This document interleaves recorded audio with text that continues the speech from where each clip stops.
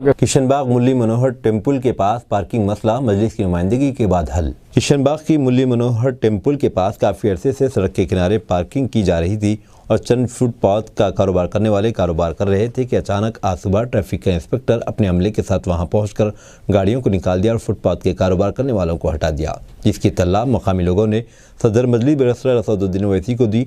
सदर मजलिस ने बहादुरपुरा रुकन असम्बली मोहम्मद मुबीन को फ़ौरन किशनबाग जाकर इस मसले को हल करने की हिदायत दी।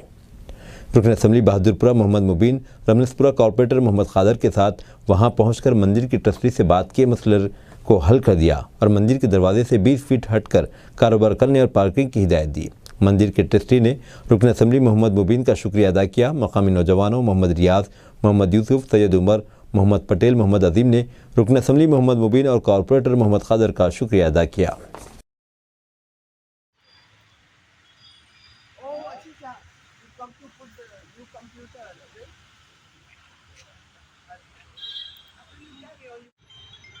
अभी ये छोटे छोटे कारोबार करने वाले हैं वो लोग वो साइड पे बैठ रहे हैं, वहाँ पे ऑब्जेक्शन कर रहे हैं, बल्कि बोल रहे हैं नहीं बैठना आप लोग।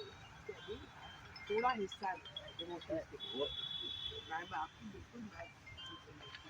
हम लोग ने अभी पूरा फैसला नहीं हुआ, ट्रेन भी हो रहा है थोड़ी सी जगह दो गाड़ियाँ आगे बल्कि लोग आए थे।